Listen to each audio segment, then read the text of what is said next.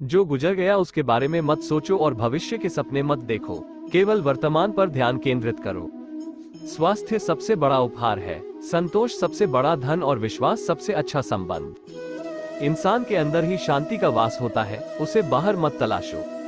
अपनी स्वयं की क्षमता से काम करो, दूसरों पर निर्भर मत रहो। घृणा से नहीं प्रेम से खत्म होती है, यही शाश्वत सत्य है।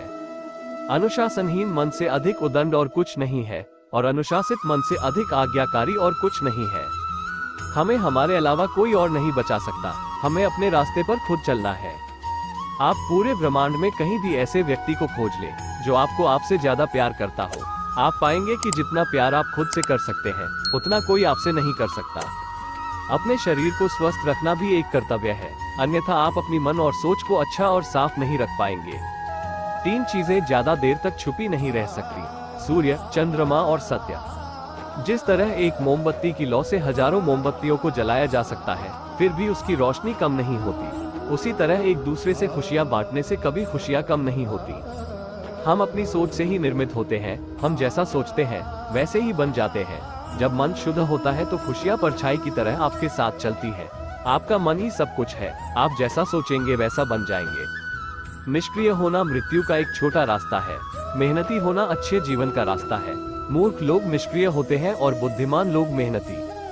किसी परिवार को खुश, सुखी और स्वस्थ रखने के लिए सबसे जरूरी है अनुशासन और मन पर नियंत्रण। अगर कोई व्यक्ति अपने मन पर नियंत्रण कर ले तो उसे आत्मज्ञान का रास्ता मिल जाता है।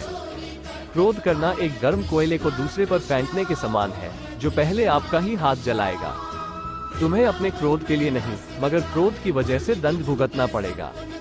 हजारों लड़ाइयां जीतने से बेहतर है कि आप खुद को जीत लें, फिर वो जीत आपकी होगी जिसे कोई आपसे नहीं छीन सकता, ना कोई देवदूत और ना कोई राक्षस। हमारे वास्तविक जीवन की सबसे बड़ी विफलता है हमारा असत्यवादी होना, इसलिए जीवन में हमेशा मृदुभाषी और सत्यवादी रहे। जिस तरह एक मोमबत्ती बिना आग के खुद नहीं जल सकती, उसी तरह एक इंसान बिना आध्यात्मिक जीवन के जीवित नहीं रह सकता।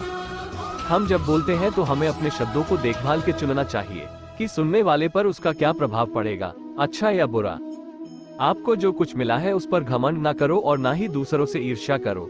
घमंड और ईर्ष्या करने वाले लोगों को कभी भी मन की शांति नहीं मिलती। हजारों खोखले शब्दों से अच्छा है एक वो शब्द जो शांति लाए। किसी विवाद में हम जैसे ही क्रोधित होते हैं तो हम सच का मार्ग छोड़ देते हैं और अपने लिए प्रयास करने लगते हैं। अपने मोक्ष के लिए खुद ही प्रयास करें, दूसरे पर निर्भर ना रहें। किसी जंगली जानवर की अपेक्षा एक कपटी और दुष्ट मित्र से अधिक डरना चाहिए। जानवर तो बस आपके शरीर को नुकसान पहुंचा सकता है, पर एक कपटी मित्र आपकी बुद्धि को नुकसान पहुंचा सकता है। आपके पास जो कुछ भी है उसे बड़ा चढ़ाकर मत बताइए और ना ही दूसरों से ईर्ष्या कीजिए। जो दूसरों से ईर्ष्या करता है उसे मन की शांति नहीं मिलती। वो जो 50 लोगों से प्रेम करता है उसे 50 संकट है। वो जो किसी से प्रेम नहीं करता उसके एक भी संकट नहीं है। मैं कभी नहीं देखता कि क्या किया जा चुका है, मैं हमेशा देखता हूँ कि क्या किया जाना बाकी है। बिना सेहत के जीवन जीवन नहीं है, बस पीड़ा की एक स्थिति है, मौत की छवि है।